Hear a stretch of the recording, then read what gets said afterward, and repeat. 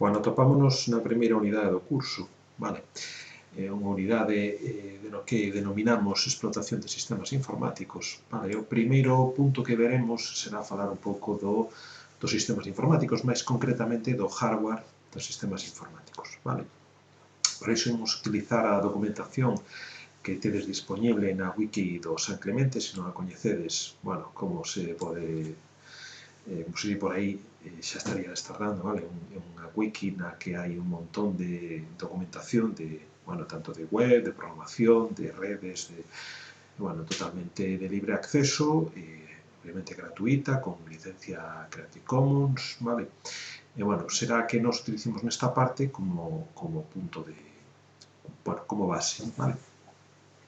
Entón, ides a esta parte que, bueno, xa vos deixarei unha ligazón no Moodle, pero, bueno, ides a parte de hardware de sistemas informáticos e comezaremos por unha pequena introducción aos sistemas informáticos, vale?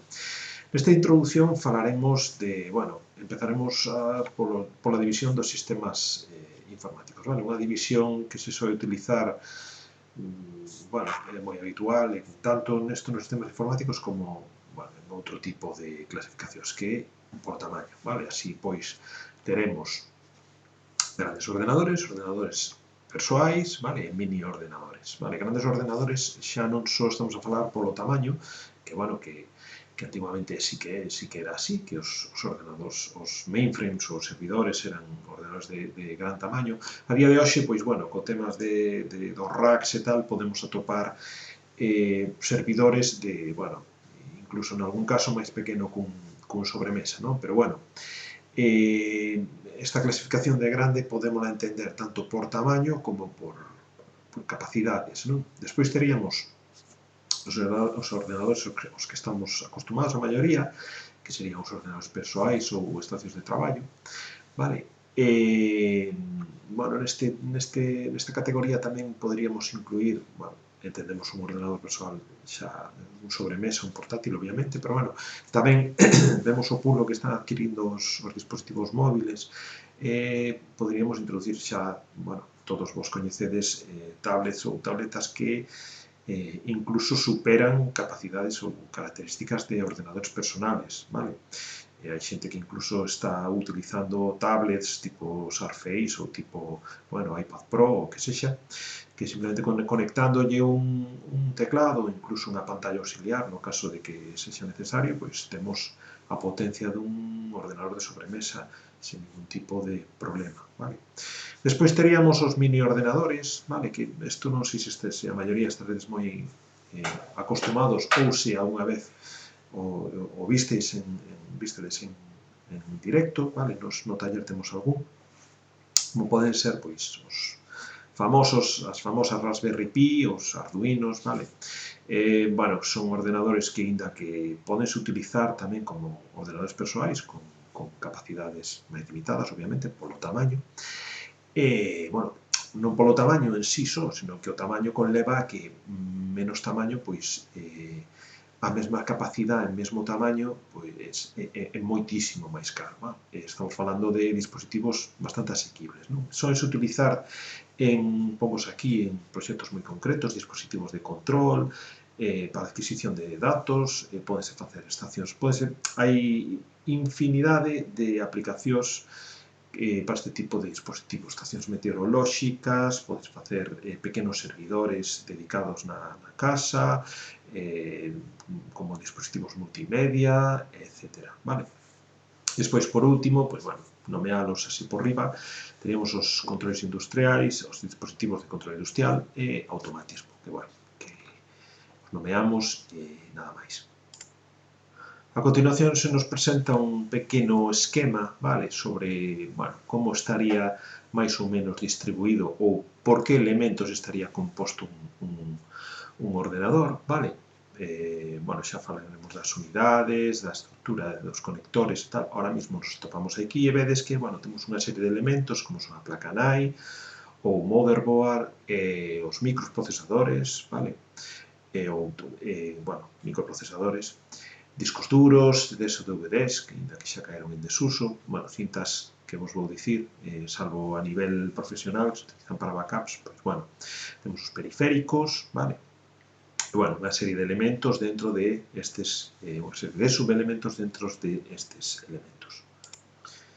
Seguimoslo, pois, bueno, misturando un pouco de historia, vale, de historia das computadores, e tamén imos falar un pouco tamén a nivel un pouco máis interno, sen meternos moito en detalle, non? Pero, bueno, que se revisades un pouco de documentación, pois, bueno, estos son os elementos típicos, xa incluso de partida de un ordenador ou microordenadores, que tamén se coñecía. Ahora veredes o porqué do de micro.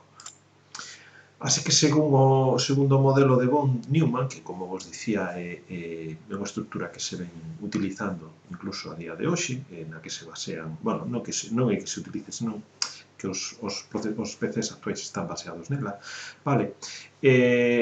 Bueno, teríamos estes componentes. Nos vamos falar un pouquiño da historia, vale? Moi pouco, pero, bueno, falabos de que no ano 47 que se construe a ENIAC, bueno, que aquí tedes unha imaxe do que estamos a falar, vale? Podemos falar de que un dos primeiros ordenadores, bueno, está considerada como a primeira computadora electrónica, vale? Falamos aí dos enxeneiros, características de ocupaba todo un sótano, fixadevos o tamaño da mesma, estaba composta por tubos de baleiro, a cantidad de enerxía que consumía, necesitaba un sistema de aire acondicionado propio, vale? Por temas de disipación de calor, e a capacidade que dicía que podía realizar 5.000 operacións aritméticas nun segundo. Isto veremos, bueno, di aquí con un procesador actual i7 e tal, a cada, pois, estamos falando de 1.000 millóns de operacións por segundo, vale? Con cada un dos seus núcleos, vale? Entón, xa vemos que en, bueno, 60, 70 anos, como cambiou a película, vale? Despois da ENIAC crearíase a EDVAC, que, bueno, que como vedes parece que se reduce un pouco o tamaño, pero, bueno, o concepto é moi similar, vale? Isto hoxe en día é, xa vos digo, un pouco de historia ou prehistoria, vale? Así que ímoslo a analizar un pouco os componentes segundo o modelo de von Neumann, vale? Por un lado, teremos a unidade central de procesamento, Central Processing Unit, vale? Ou CPU, que seguro que este nome sí que vos sona a todos, vale? Dicemos aí que é o componente que interpreta as instruccións e procesa os datos que hai nos programas, vale? Sería como o cerebro. Dentro da CPU teríamos a ALU, que é a unidade aritmético-lóxica, no que se encargaría de, bueno, de operacións aritméticas, vale?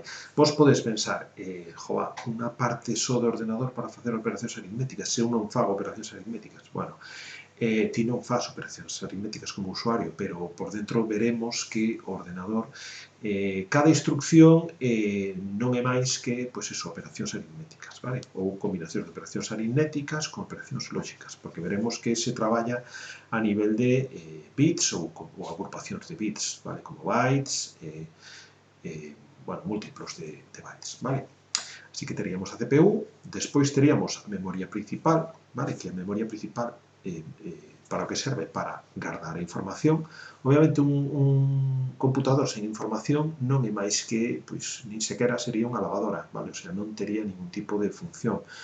Os ordenadores é máis, bueno, a día de hoxe temos moi en boga tecnoloxías ou paradigmas como o tema de Big Data e tal, do que se trata de sacarlle todo o potencial que existen, o que poden ter os datos, vale?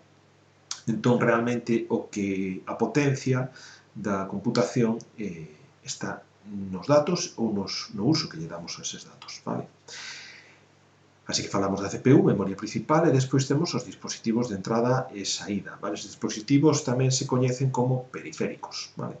Seguro que sonamos un montón de periféricos, vale? Falaremos ahora un pouquiño deles máis polo miúdo, pero, bueno, facemos unha pequena introducción. E, por último, teríamos os buses, que serían estas flechiñas de aquí, que un bus é unha palabra inglesa que significa transporte, vale?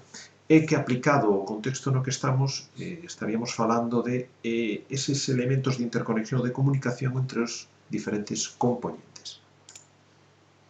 Entón, así, para ir finalizando un pouco este vídeo, non facelo demasiado longo, xa que, bueno, sabedes que os comezos suelen ser bastante teóricos en todas as asignaturas.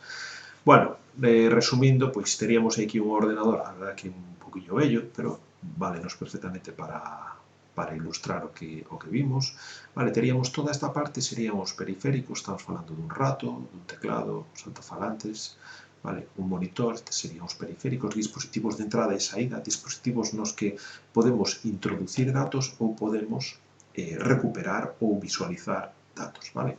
E despois teríamos a CPU, vale? A CPU podemos facer un símil, non é exactamente, non é estricto, non? Pero podemos facer un símil coa caixa dun ordenador de sobremesa, non? Aí dentro estaría, pois, ese cerebro que realiza, pois, todos as operacións cos datos, guarda os datos, etc. Vale?